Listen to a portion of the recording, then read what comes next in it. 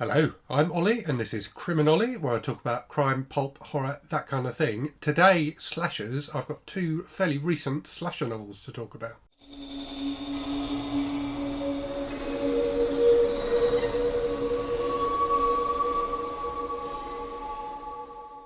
So the two books I'm going to talk about are Tastes Like Candy by Ivy Tholen and Camp Slaughter by Sergio Gomez. They came out around the same time. So Camp Slaughter came out in 2019 and Tastes Like Candy came out in 2020. They're both kind of shortish, so in the kind of 200-300 page range. And they're both really, really enjoyable. So I read them pretty much back to back, and I really enjoyed both of them. But they are very different from each other. So I want to talk today about the books, about what's similar between them, about the differences, but also talk about where I think they fit in the slasher genre overall. So I've been a fan of slasher movies since my teens, which were a very long time ago now. The first slasher film I saw was Nightmare on Elm Street Part 2, Freddy's Revenge, so maybe not the most august of starts, but it is a good, it's a film I rewatched recently and I did really enjoy rewatching it, I have to say. Big fan of the Nightmare on Elm Street films and the Friday the 13th films in particular. So I think the Friday the 13th films are less... they're less creative, aren't they? And they're probably, arguably, less good. Certainly less good than the Nightmare on Elm Street films when they're at their best. Obviously, there's a few Nightmare on Elm Street films which are not fantastic, but I think the ones that are good are really quite good.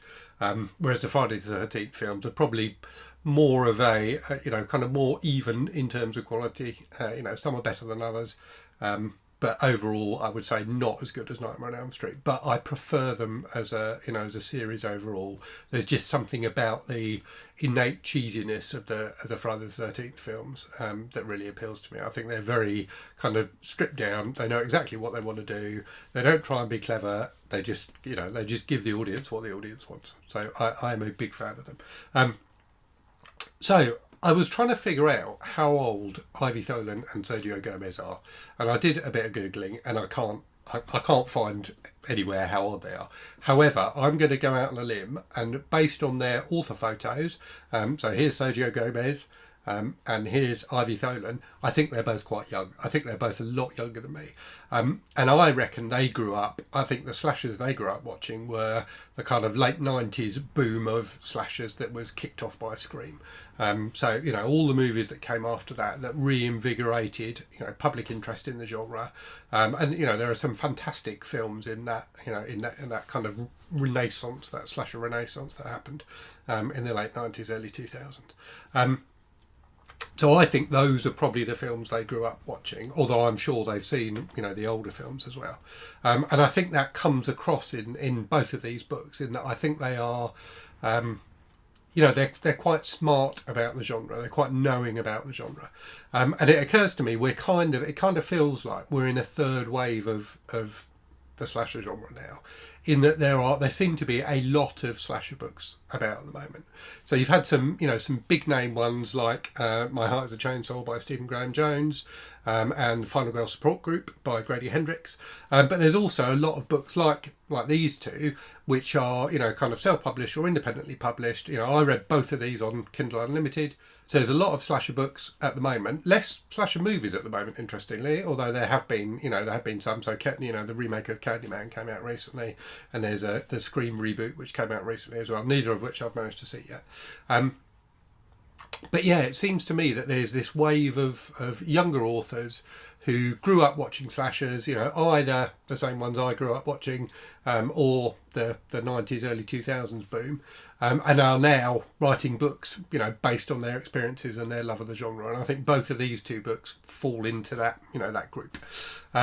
So yeah, as I say, both of these books mix the slasher genre with something else.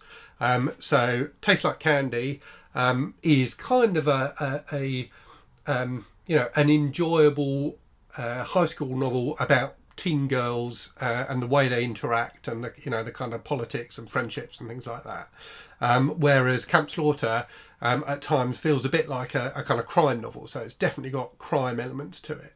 And I thought it was interesting that neither of the books relied solely on being a slasher to have an appeal, and I think that mix of genres in both books works really, really well.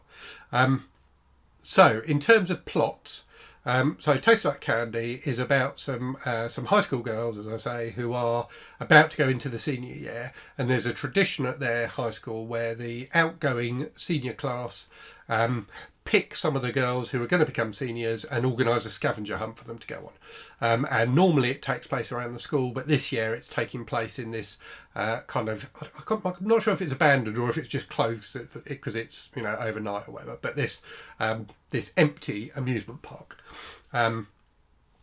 And there's fantastic stuff. So the build-up is fairly slow in that there's loads of stuff that's just about the different girls and their relationships to each other. It's written in the first person, so told from the perspective of one of the girls, who's quite an interesting and strong character. But all the characters are quite interesting. So one of the girls, for example, is like an influencer who's become really popular on Instagram. So there's a lot of stuff about her, trying to get the other girls involved in things just so she can photograph them and stuff like that. So it's quite interesting about the impacts of social media on the lives of teenagers. Anyway, they go to this place, they start doing the scavenger hunt, and then lo and behold, they start getting attacked by this masked killer. And it's fun. It's really fast. But after that kind of introduction, which is reasonably slow but introduces the characters really well. Once the killings start, it moves at quite a clip, and it's really enjoyable. The kills are good fun. They're kind of graphic and gory in the way that kind of CGI gore is in movies, if you know what I mean, rather than feeling real. So rather than being, gruesome and grisly, they're more kind of showy, I guess. But they are entertaining. And there's a mystery around, who the masked killer is, which is quite fun as well. And as I say, the central character, the protagonist, is a lot of fun to read, and has interesting observations about the other characters and things like that. There's also a character who's like a girl who's graduated from high school and gone away to Harvard. And then come back again. So there's kind of a bit of a subplot about her, and there's lots of stuff just about the pressure the girls feel to achieve at school and to get into the right university and things like that. So as a character study, it was good But then the slasher element is a lot of fun as well. So I really enjoyed that. But I would say it's quite a kind of bubbly book. In that it's quite, whilst there are a lot of murders in it, it's quite light and fluffy, really. It's a lot of it's about relationships and things like that. It's not too heavy, but it's a fun kind of teen read kind of a book. Camp Slaughter, by contrast, is much darker. So Camp Slaughter has a group of kind of young people, not teenagers, kind of people in their 20s, who are all a little bit annoying, to be honest with you, but deliberately so, who are going to stay in this cabin in the woods. And there have been a bunch of disappearances about the cabin, but they don't know about that.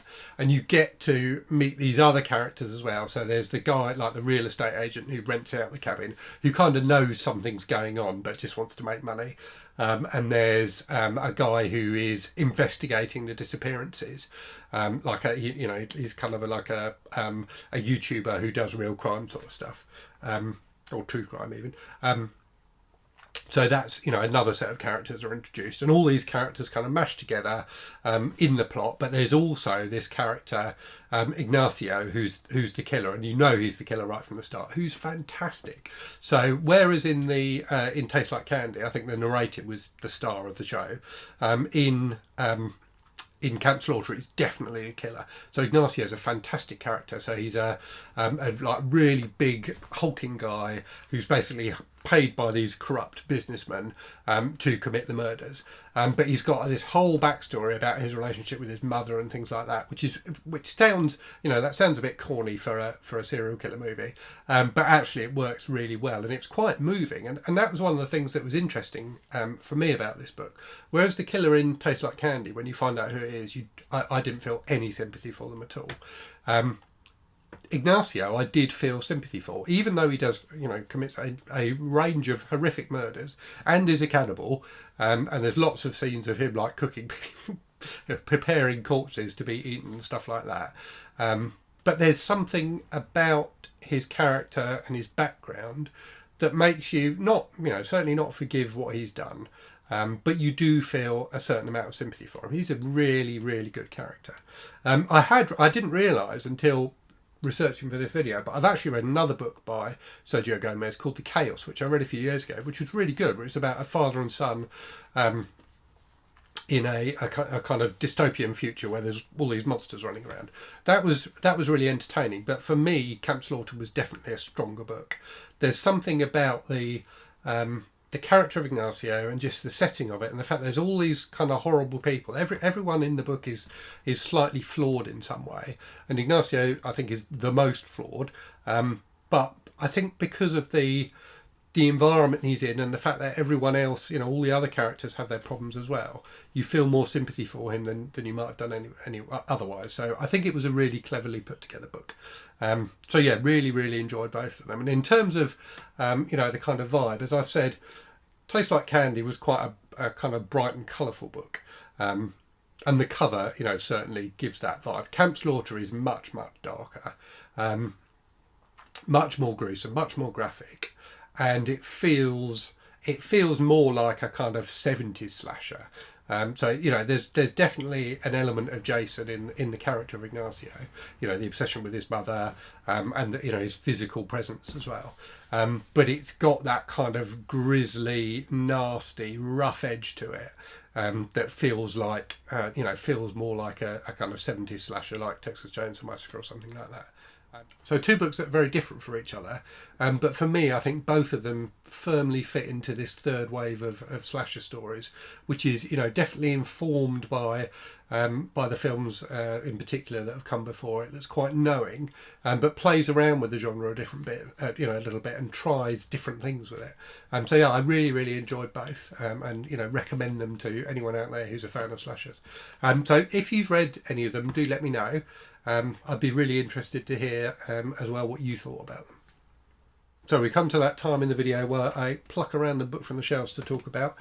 Fittingly today, it's a serial killer novel, as I've been talking about slashers. So it's By Reason of Insanity by Shane Stevens, which is from 1979, I believe. Yep.